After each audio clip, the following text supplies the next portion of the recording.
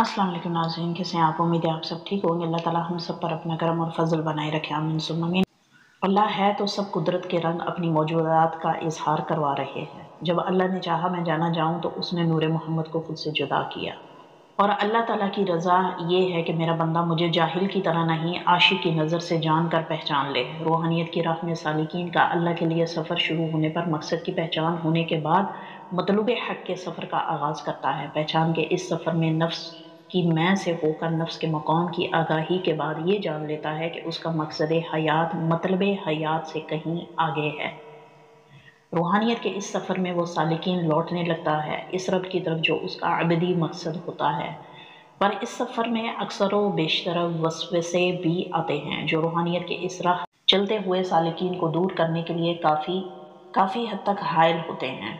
इन वसवसों का मकसद सिर्फ़ और सिर्फ सालिकीन के अतात को ख़राब करना और कामयाब राह पर चलते रहने की बजाय सालिकीन को मुसलसल नाकामी का एहसास दिलाना, और नाकामी इस सूरत में कि तुम्हारे अमाल नाकाफ़ी हैं, इस चीज़ का शुबा दिलाना। इसके मुतालिक नाकामी का एहसास बार बार वसवसों के ज़रिए इंसान को आता है। अल्लाह कुरान में फरमाता है, चुपके से पीछे से सरगोशी करने वाले से पनाह मांगना। और ये इस बात की अलामत है कि दौरान इबादत किसी भी शख्स को वसवसे आना आम सी बात है। रब्बना क़ाला मिन शर्रिल वसवासिल खन्नास, अल्लाह फरमाता है ख़यालों में छुपे शर व वसवास और खन्नास से पनाह मांगा करो। जब कभी भी कोई वसवसा तुम्हारे ख़यालों और अज़हान पर वारिद होने लगे। वसवसे का आसान सा मतलब किसी भी ख़याल का रेप्लिकेट हो जाना है, बदल जाना है। यानी एक ख़याल का भी तसलसल होता है तो वो फ़िक्र की ज़द और तदब्बुर में आने के बाद काफ़ी हद तक वाज़िया हो जाता है। मसलन नमाज़ पढ़ने का ख़याल आना, नमाज के बाद नमाज की अदायगी के लिए सारे रसूमों रिवाज को अपनाना, वज़ू करना, अब एहतमाम करना नमाज का, और उस नशीस और उस मकाम का ख़याल आना, ये एक ख़याल का तसलसल है। यानी ख़याल अगर तसलसल में है हो तो काफ़ी हद तक आपके तसव्वुर के अंदर अपने फ़राइज़ और सुन्नत और वाजिबात को मलहूज़ व ख़ातिर रख कर आपके ख़याल को ऐसे मुकम्मल कर देता है कि जैसे कि तसव्वुर में आप उसे पहले से होता हुआ देख लिया हो।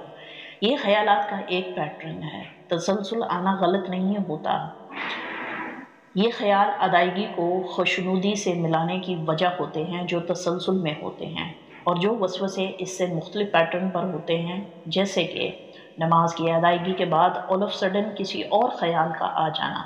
इसलिए कहते हैं कि ज़्यादातर हम नमाज के अंदर नमाज में नहीं होते बल्कि दुनिया की सोचों के अंदर मशगूल होते हैं। यानी ख़याल का आना बुरा नहीं होता जब तक वो बेरब्त ना हो, और ख़यालात ही जब बेरब्त आने लगे तब वो वसवसे बनने लगते हैं।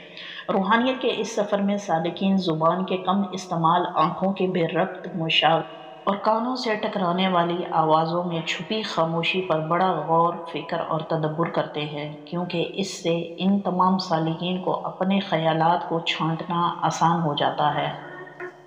इस अमल से बेरब्त ख़यालात बारब्त होने लगते हैं। खुद की पहचान के सफ़र में इस्लाह नफ्स की तरबियत को समझते हुए ये सवालात सालिकीन को आते ज़रूर है।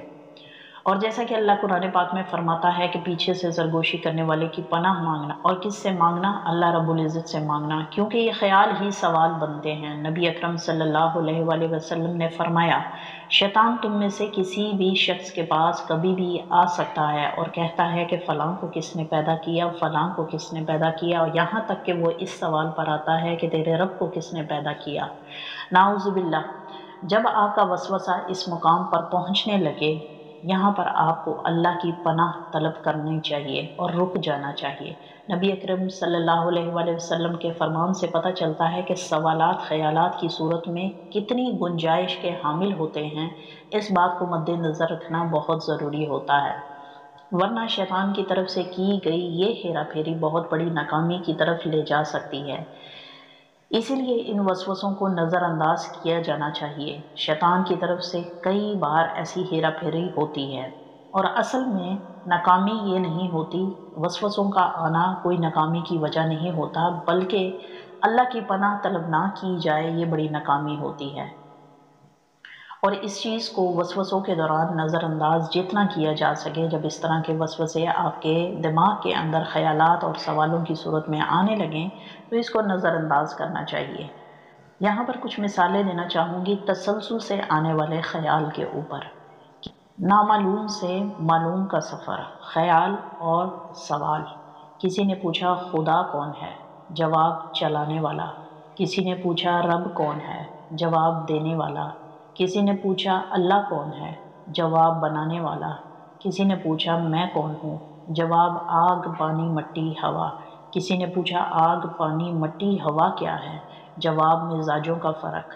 کسی نے پوچھا فرق کیا ہے؟ جواب فے اور قاف میں ربط۔ کسی نے پوچھا یہ ربط کیا ہے؟